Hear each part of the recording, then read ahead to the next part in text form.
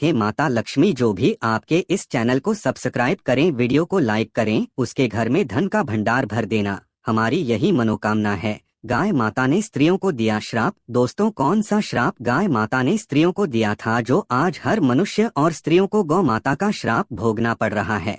दोस्तों, आज की यह कहानी बहुत ही ज्यादा ज्ञानवर्धक है, बहुत ही ज्यादा मोटिवेट करने वाली कहानी है। आंखों से आ जाएंगे आंसू। आज इस कहानी को अगर आप सही ढंग से सुन और समझ लेंगे तो आप भी हर किसी की मदद करने के लिए तैयार हो जाया करेंगे। मित्रों, गौ माता वैसे भी पूजने योग्य हैं और पूजी भी जाती हैं। गाय को गाय माता भी कहा जाता है, लेकिन वही गौ माता की आज हमारे इस देश में भी गौ माता की दुर्दशा हो रही है। जब गौ माता ने पहले एक स्त्री को श्राप दिया था, वह श्राप सभी स्त्रियों और सभी मनुष्यों को भोगना पड़ रहा है।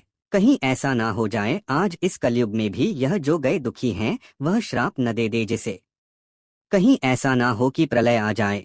तो मित्रों, आज की कहानी को शुरू करते हैं। उससे पहले आपसे एक निवेदन करूंगा। हे माता लक्ष्मी, जिसने भी इस चैनल को सब्सक्राइब कर दिया है उसका पूरा परिवार हमेशा हंसता मुस्कुराता कुशल मंगल रहे, उनके घर में कभी भी धन दौलत की कमी ना रहे। तो मित्रों, अगर अभी तक अपने चैनल को सब्सक्राइब नहीं किया है तो जल्दी जल्दी सब्सक्राइब कर दें। एक बार एक किसी नगर में गोपाल नाम का व्यक्ति रहता था।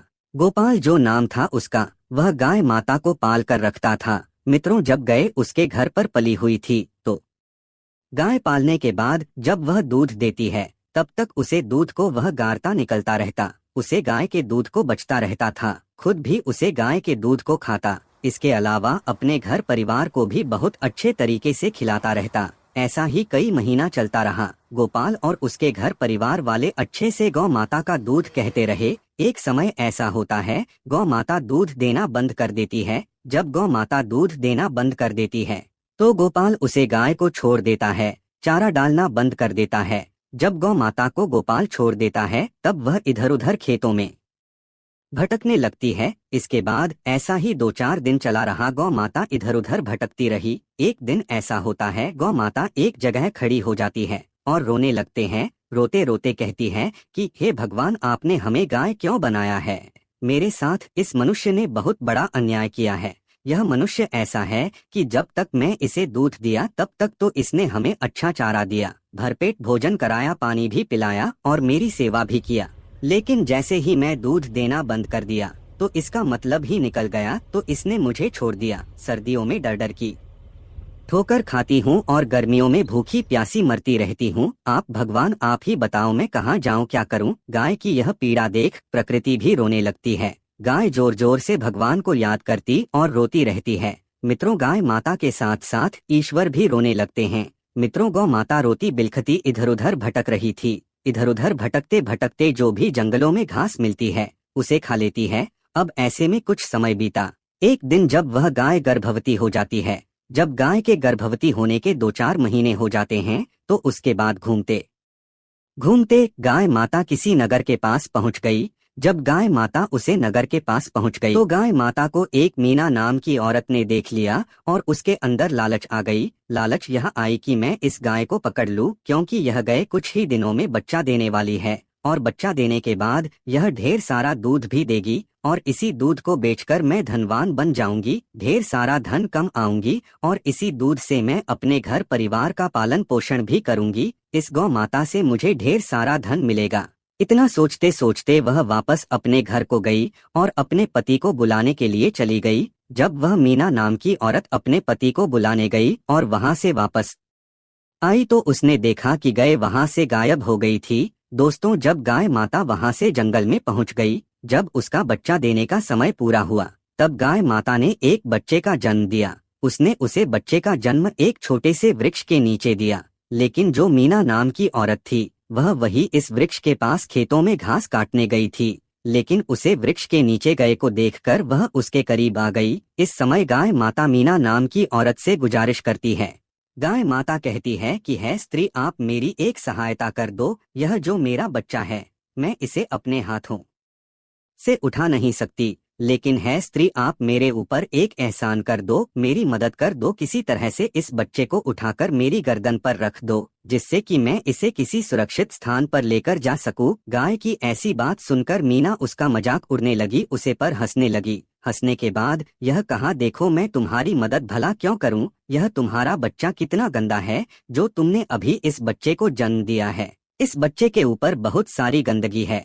मैं तुम्हारे इस बच्चे को उठाकर सर पर तो नहीं रख सकती या गर्दन पर तो नहीं रख सकती। गाय माता ने बार बार निवेदन किया, लेकिन वह मीना नाम की स्त्री रखने को तैयार नहीं हुई। इस समय गाय माता ने जवाब दिया, मीना अभी सोच और समझ लो, क्योंकि यह बच्चा यदि मैं सुरक्षित जगह नहीं लेकर गई तो इस बच्चे को कोई जंगली जानवर मार देगा और इसे मारकर खा भी सकता है, जिससे होगा यह कि इसका जीवन समाप्त हो जाएगा। इसलिए मेरी मदद कर दो, क्योंकि यह बच्चा अभी चल नहीं पाएगा, नादान है, कोमल है, भोला भाला भी है।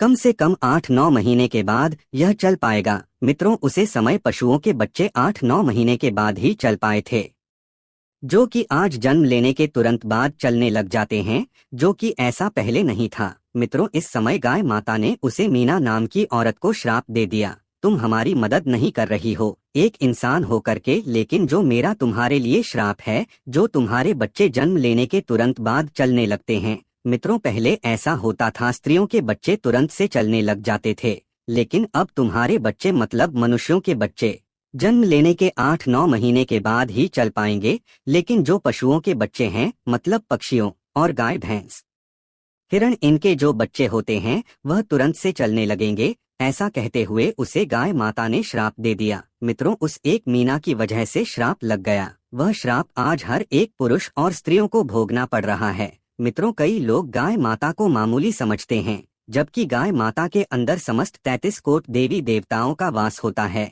शास्त्रों की हर एक पुस्तक में गाय माता का बखान है, और जब यह 33 कोट देवता क्रोधित होते हैं तब पूरा ब्रह्मांड हिल जाता है, कहाँ पर जाता है और थरथराता है। दोस्तों, यही कारण है कि पहले मनुष्य के जो बच्चे होते थे वह तुरंत पैदा होने के बाद चलने लगते थे।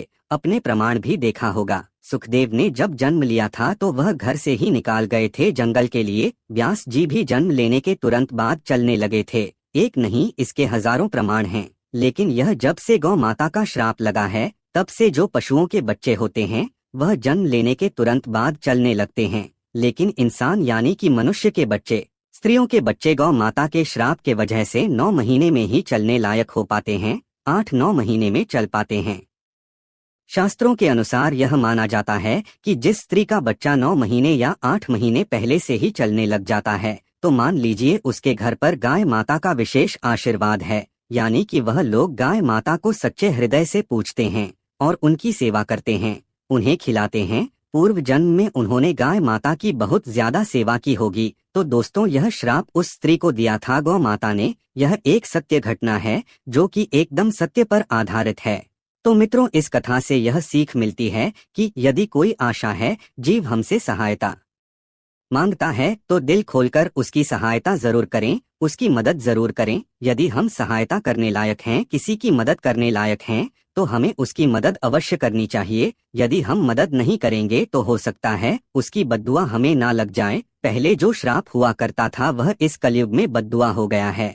अगर किसी मनुष्य को बद्दुआ लग जाती है तो उसका एक एक टाइम धीरे धीरे खराब होने लगता है, घर में तंगी आने लगती है। तो मित्रों, अगर आप गाय माता को सच्चे दिल से मानते हैं, उनकी पूजा करते हैं, तो कमेंट में लिखे जय गौ माता और साथ में वीडियो को लाइक जरूर कर दें।